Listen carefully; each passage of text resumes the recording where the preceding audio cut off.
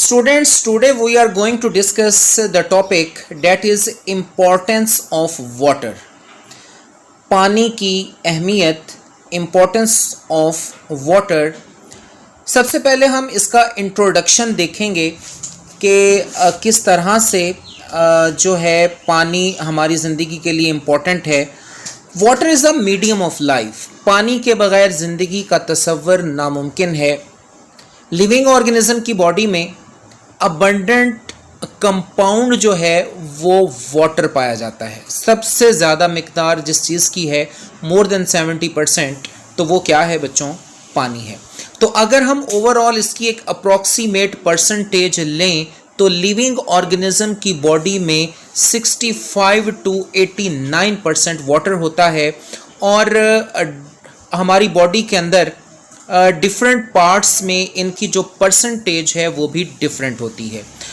Different body parts, for example जैसे कि नीचे बयान किया गया है कि बॉडी में बोन सेल्स पाए जाते हैं जो 20% पानी रखते हैं. इसी तरह ब्रेन सेल्स में इनकी तादाद जो है वो तकरीबन 85% होती है. तो इस तरह पानी जो है ये हमारी बॉडी में बहुत ही ज़्यादा इम्पॉर्टेंट है. इसके बाद नेक्स्ट है कि ये रॉ मटेरियल के तौर पे काम करता है for different processes like photosynthesis. Photosynthesis में आप सब जानते हैं कि पानी एज अ रॉ मटेरियल काम करता है. नेक्स्ट मेटाबॉलिज्म है. हमारी बॉडी में होने वाले तकरीबन तमाम केमिकल रिएक्शंस पानी की मौजूदगी में होते हैं. पानी के बगैर वो उनका ना होना नामुमकिन है. नेक्स्ट आता है हाइड्रोलिसिस ऑफ मैक्रोमोलिक्यूल्स. तो हाइड्रोलिसिस की बात करें तो हाइड्रोलिसिस में हाइड्रो का मतलब वाटर है, और लाइसिस का मतलब ब्रेक डाउन, और मैक्रोमोलिक्यूल्स लार्ज मॉलिक्यूल्स. तो यहाँ पर हमने एक एग्जांपल ली है कि एक मॉलिक्यूल है, इसको पानी की मदद से तोड़ा जा रहा है. तो वाटर ऊपर से आ रहा है और कोवलेंट बॉन्ड को तोड़ रहा है. तो कोवलेंट बॉन्ड के टूटने की वजह से एनर्जी रिलीज होती है और ये मैक्रो मॉलिक्यूल दो मॉलिक्यूल्स में टूट जाता है, और हाइड्रोक्सिल ग्रुप एक कंपोनेंट के साथ और हाइड्रोजन ग्रुप दूसरे कंपोनेंट के साथ लग जाता है. तो इस तरह से इनमें क्या होता है? हाइड्रोलिसिस यानी ब्रेकडाउन वाटर होती है. तो इस तरह से ये पानी की एक जनरल सा ओवरव्यू हमने लिया कि कहाँ कहाँ पानी हमारी बॉडी के अंदर इस्तेमाल होता है. तो इस ओवरव्यू के बाद हम पानी की जो डिफरेंट जो उसकी करैक्टरिस्टिक्स हैं उनको डिस्कस करेंगे. तो उनको डिस्कस करने के लिए सबसे पहला जो हमारे पास है वो है जी सॉल्वेंट प्रॉपर्टीज़. सॉल्वेंट प्रॉपर्टीज़ हम डिस्कस करेंगे कि ये किस तरह से सॉल्वेंट प्रॉपर्टीज़ रखता है. फिर हम हीट कैपेसिटी को डिस्कस करेंगे. उसके बाद हीट ऑफ वेपराइजेशन को डिस्कस करेंगे. उसके बाद आयोनाइजेशन ऑफ वाटर, और आखिर में प्रोटेक्शन को हम डिस्कस करेंगे. तो ये जनरल प्रॉपर्टीज़ हैं वाटर की. तो इनको हम वन बाय वन नेक्स्ट अभी डिस्कस करेंगे.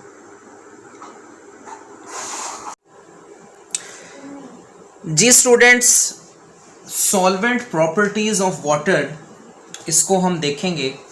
तो अब पानी के बारे में जहाँ तक बात की जाती है तो पानी को यूनिवर्सल सॉल्वेंट कहा जाता है. इसका मतलब ये है कि ये ज़्यादातर सब्सटेंसेस को अपने अंदर हल कर लेता है. अब हम इस बात को समझेंगे कि पानी के अंदर ऐसी कौन सी खसूसियत है जिसकी वजह से ये चीज़ों को अपने अंदर हल कर लेता है. तो पानी एक पोलर मॉलिक्यूल है.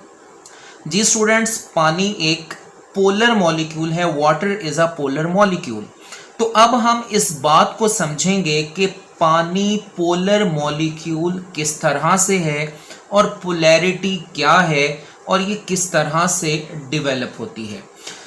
अगर हम देखें यहाँ पर, तो यहाँ पर ऑक्सीजन है और ये एक कोवलेंट बॉन्ड है और ये हाइड्रोजन है. इसी तरह ऑक्सीजन और ये हाइड्रोजन बॉन्ड और दरमियान में क्या है? शेयर्ड पेयर ऑफ इलेक्ट्रॉन, और ये एक कोवलेंट बॉन्ड और ये दूसरा कोवलेंट बॉन्ड. तो अगर हम इसी चीज़ को देखें कि oxygen and hydrogen atoms attract shared electrons in the covalent bond, ये जो ऑक्सीजन है और हाइड्रोजन, ये ऑक्सीजन भी इस शेयर्ड पेयर ऑफ इलेक्ट्रॉन को अपनी जानिब अट्रैक्ट करती है, इसको भी करती है, इसको भी करती है। इसी तरह हाइड्रोजन एटम जो हैं ये भी इन शेयर्ड पेयर इलेक्ट्रॉन को अपनी जानिब अट्रैक्ट करते हैं। तो इनको अपनी जानिब अट्रैक्ट करने की सलाहियत क्या कहलाती है? इलेक्ट्रोनेगेटिविटी। तो both oxygen and hydrogen atoms attract shared electrons in covalent bond. This attraction is called electronegativity. इस shared pair of electron को अपनी जानिब खींचने की सलाहियत क्या कहलाती है? इलेक्ट्रोनेगेटिविटी कहलाती है। अब हम ये देखेंगे कि ये ऑक्सीजन और ये हाइड्रोजन, इनमें ज़्यादा पावरफुल कौन है? किसके अंदर ज़्यादा ताकत है कि वो इस शेयर्ड पेयर इलेक्ट्रॉन को अपनी जानिब खींच सके? तो अगर हम बात करें ऑक्सीजन की, तो ऑक्सीजन इज़ मोर इलेक्ट्रोनेगेटिव। इसकी वजह यह है कि ऑक्सीजन के न्यूक्लियस के अंदर प्रोटॉन्स की तादाद ज़्यादा होती है, और अगर हम बात करते हैं हाइड्रोजन की, तो उसके न्यूक्लियस में एक प्रोटॉन होता है और इसके ऑक्सीजन के अंदर तकरीबन 8 प्रोटॉन्स यानी 8 पॉजिटिव चार्ज पाए जाते हैं। तो ये प्रोटॉन्स 8 हैं और ये एक प्रोटॉन रखता है, तो ये इस शेयर्ड पेयर इलेक्ट्रॉन को अपनी जानिब ज़्यादा खींच लेगा। ठीक है जी। तो हाइड्रोजन से ये शेयर्ड पेयर ऑफ इलेक्ट्रॉन दूर हो जाएंगे, ये भी दूर हो जाएगा इससे, और ये वाला इससे दूर हो जाएगा, और ये दोनों किसके करीब आ जाएंगे? ऑक्सीजन के करीब आ जाएंगे। तो shared electrons come more closer to the oxygen than hydrogen. This cause development of partial negative charge on oxygen. ये देखिएगा यहाँ पर ये डेल्टा का साइन है और इसके ऊपर ये नेगेटिव है। ये नेगेटिव मुकम्मल नेगेटिव नहीं है, यानी ये इलेक्ट्रॉन्स मुकम्मल तौर पर ऑक्सीजन में शामिल नहीं हुए हैं, ये सिर्फ उसके करीब आए हैं। तो करीब आने की वजह से इसके ऊपर पार्शियल नेगेटिव चार्ज आ जाता है, और इससे मुकम्मल तौर पर दूर नहीं गए हैं। तो अगर ये मुकम्मल दूर चले जाते यानी इसके शेल से निकल जाते, तो इसके ऊपर कंप्लीट पॉजिटिव चार्ज होना था और इसके ऊपर कंप्लीट नेगेटिव होना था। तो ये इसके शेल से निकला नहीं और इसके शेल ऑक्सीजन के अंदर ये दाखिल नहीं हुए, तो ये इसकी वजह से इसके ऊपर पार्शियल नेगेटिव चार्ज आ जाएगा करीब होने की वजह से, और इससे थोड़े दूर होने की वजह से पार्शियल पॉजिटिव चार्ज आ जाएगा।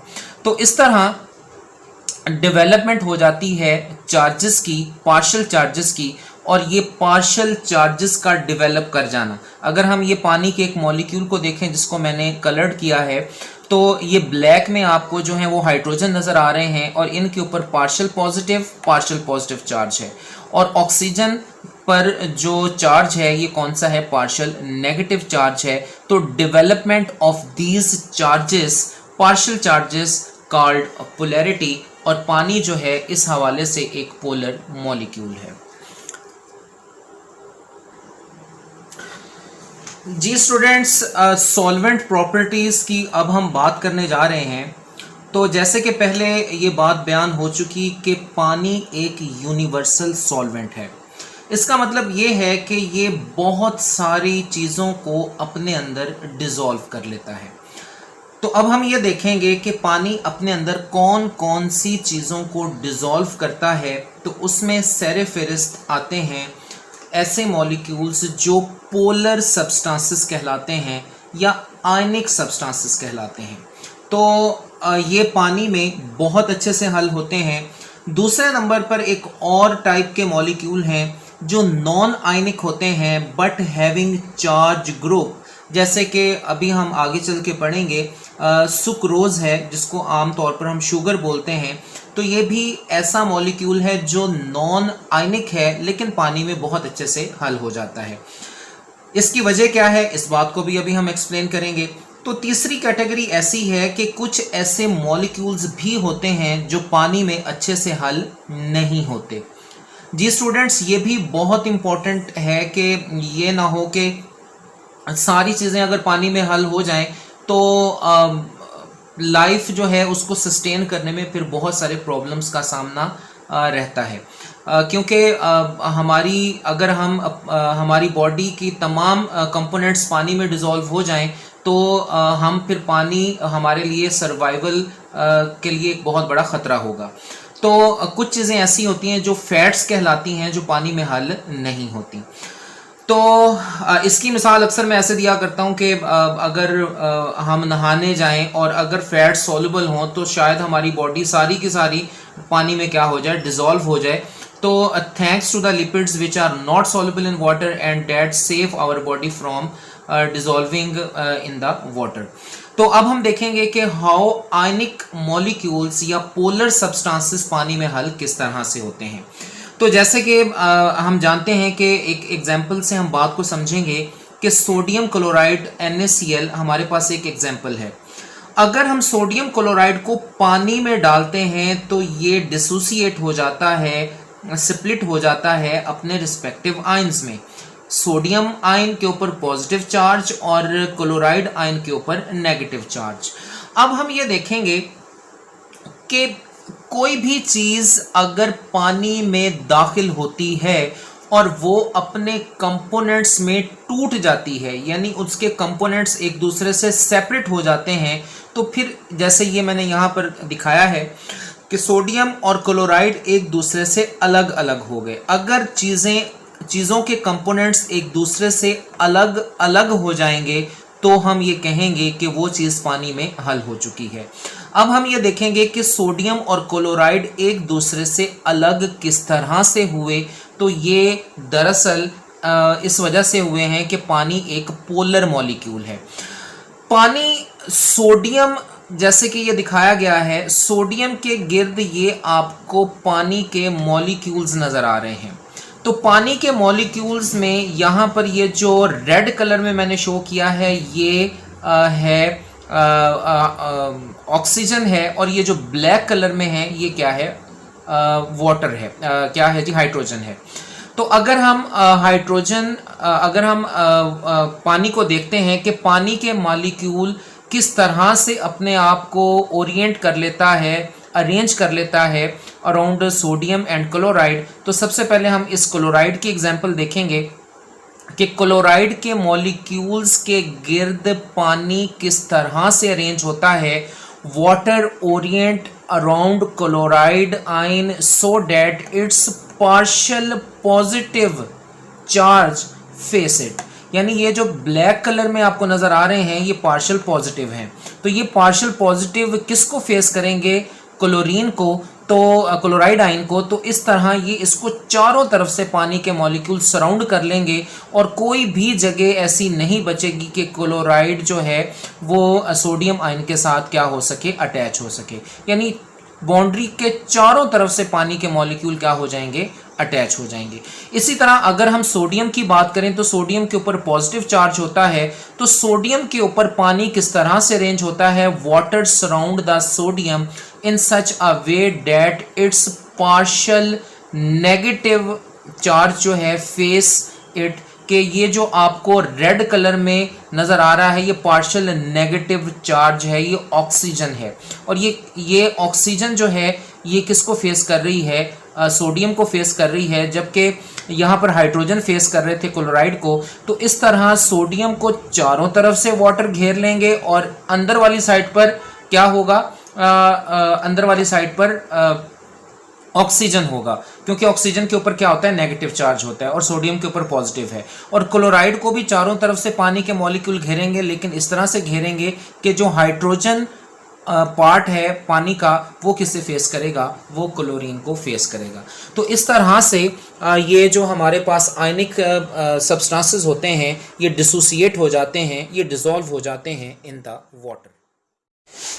जी स्टूडेंट्स, नेक्स्ट सेगमेंट जो इसका है वो ये है कि हम ये समझेंगे, इस बात को डिस्कस करेंगे कि how non polar molecules having charge group, जी नॉन पोलर हैं लेकिन चार्ज ग्रुप कंटेनिंग हैं, वो पानी में डिसॉल्व किस तरह से होते हैं। तो ऐसा मॉलिक्यूल जो कोवलेंट बॉन्ड रखता है, खुद कोवलेंट बॉन्ड है लेकिन उसके अंदर चार्ज ग्रुप्स पाए जाते हैं। मिसाल हमारे पास है टेबल शुगर, जो आम शुगर सुक्रोज हम इस्तेमाल करते हैं। तो शुगर जो है ये कोवलेंट बॉन्ड कंटेनिंग एक मॉलिक्यूल है, लेकिन इसमें एक चार्ज ग्रुप पाया जाता है विच इज हाइड्रोक्सिल ग्रुप। तो हाइड्रोक्सिल ग्रुप के होने की वजह से जब शुगर को पानी में डाला जाता है तो शुगर और पानी के दरमियान हाइड्रोजन बॉन्डिंग डेवलप हो जाती है, जिससे शुगर डिसॉल्व हो जाती है। तो तीसरे नंबर पर आते हैं नॉन पोलर मॉलिक्यूल्स। कि नॉन पोलर मॉलिक्यूल्स जो हैं वो पानी के अंदर हल नहीं होते, जिसकी मिसाल लिपिड्स हैं। तो इस खसूसियत की वजह से लिपिड्स तमाम ऑर्गेनिजम्स के सेल्स के बाहर मौजूद मेम्ब्रेन्स बनाने में इस्तेमाल होती हैं। तो हमने लास्ट टाइम पढ़ा था कि लिपिड बाइलेयर में जो सेल मेम्ब्रेन होती हैं ये लिपिड बाइलेयर होती है। तो लिपिड की जो डबल लेयर है वो बनाती है सेल मेम्ब्रेन को, और ये फॉस्फोलिपिड्स होते हैं। तो आखिर में हम कंक्लूजन इसका ये डिराइव करेंगे कि आयनिक कंपाउंड्स हों और non ionic having charge group, ये पानी में हल होकर अपने आयंस में तब्दील हो जाते हैं। तो ये अपने आयंस में तब्दील क्यों होते हैं? ये इसलिए होते हैं ताकि वो बेहतर तरीके से आपस में रिएक्ट कर सकें। तो आयंस रैंडमली मूव करते हैं, पानी के अंदर रैंडमली चलते हैं। तो ये जो आयंस हैं, फॉर एग्जांपल सोडियम आयन है, क्लोराइड आयन है, तो ये रैंडमली मूव करेंगे। इनके मूव करने से ये आपस में कोलाइड करेंगे, एक दूसरे के साथ टकराएंगे, और जितना ज़्यादा कोलियंस होंगे उतने ज़्यादा केमिकल रिएक्शंस होंगे। तो ये हैं हमारे पास सॉल्वेंट प्रॉपर्टीज़ ऑफ वाटर। जी बच्चों, तो ये एक इम्पॉर्टेंट हमारे पास क्वेश्चन है, इसको बहुत तवज्जो से आपने देखना है, समझना है। नेक्स्ट हमारे पास हीट कैपेसिटी है। हीट कैपेसिटी क्या है, इस बात को हमने इस तरह से एक्सप्लेन करेंगे, इस बात को समझेंगे कि किसी भी सब्सटेंस का टेम्परेचर हम इस बात से अंदाज़ा लगा सकते हैं कि उसके मॉलिक्यूल्स कितनी तेज़ी से हरकत कर रहे हैं। इस बात पे गौर कीजिएगा, the temperature of any substance measure how its individual molecules are moving. किसी भी सब्सटेंस के मॉलिक्यूल्स जितनी तेज़ी से हरकत कर रहे होते हैं, यही डिटरमिन करती है उसका टेम्परेचर। तो अगर हम पानी के मॉलिक्यूल्स की बात करते हैं तो पानी के मॉलिक्यूल्स फ्रीली मूव नहीं कर सकते, क्योंकि उनकी पाँव के अंदर बेड़ियां हैं जिसे हाइड्रोजन बॉन्ड्स कहा जाता है। यहाँ पर आपको जो ग्रीन कलर में लाइंस नज़र आ रही हैं, ये हाइड्रोजन बॉन्डिंग की हैं। तो अगर पानी के मॉलिक्यूल्स को एक दूसरे से हम अलग कर देंगे, हाइड्रोजन बॉन्डिंग को तोड़ देंगे, तो पानी के मॉलिक्यूल्स फ्रीली मूव करना शुरू कर देंगे, और जब ये मूव करेंगे तो उस वक्त इसका टेम्परेचर बढ़ेगा। तो पानी के अंदर ये खसूसियत होती है कि large amount of heat is required to break the hydrogen bonding. That is why अगर हम पानी को हीट देते हैं तो पानी हीट को एब्जॉर्ब करता है। तो यहाँ पर एक डेफिनेशन क्रिएट होती है कि स्पेसिफिक हीट कैपेसिटी, पानी की हीट कैपेसिटी यानी हीट को जज़ब करने की सलाहियत बाकी तमाम चीज़ों से बहुत ज़्यादा है। कितनी ज़्यादा है कि इसको हम डिफाइन करेंगे, number of calories are required to raise the temperature of 1 gram water from 15 to 16 degree centigrade. तो 1 डिग्री बढ़ाने के लिए जितनी हमें हीट चाहिए होती है वो स्पेसिफिक हीट कैपेसिटी कहलाती है। बाकी तमाम सब्सटेंसेस की नेगेटिव में होती है, लेकिन पानी वाहिद एक ऐसा सब्सटेंस है जिसकी 1 है, चुनाचे इसकी हीट कैपेसिटी जो है वो बहुत ही ज़्यादा है। जितने भी मॉलिक्यूल्स जितने ज़्यादा पोलर होंगे उसकी हीट कैपेसिटी उतनी ज़्यादा होगी, क्योंकि उसमें हाइड्रोजन बॉन्डिंग ज़्यादा पाई जाती है। तो वाटर के हवाले से अगर हम बात करें तो पानी टेम्परेचर स्टेबलाइज़र है ऑर्गेनिजम्स के लिए, क्योंकि अगर लिविंग ऑर्गेनिज्म के ऊपर टेम्परेचर इम्पोज कर दिया जाए तो लिविंग ऑर्गेनिज्म उसको आसानी से बर्दाश्त कर सकते हैं, क्योंकि उनकी बॉडी में 70% वाटर पाया जाता है, जो बाहर से आने वाली हीट को या अंदर वाली हीट को फ़ौरन क्या कर लेगा, एब्जॉर्ब कर लेगा। तो इस तरह ये लिविंग ऑर्गेनिज्म की हिफाजत करता है फ्रॉम सडन हीट शॉक्स। तो स्टूडेंट्स इसका हम नेक्स्ट जो पार्ट है वो मैं अगले लेक्चर में उसको अपलोड करूँगा। तो इन तमाम टॉपिक्स को जो हमने डिस्कस किया, अगर इसमें कोई किसी स्टूडेंट को कोई प्रॉब्लम हो तो वो कमेंट कर सकता है और उसमें हम बातों को मज़ीद डिटेल में मैं वहाँ पर एक्सप्लेन कर दूँगा।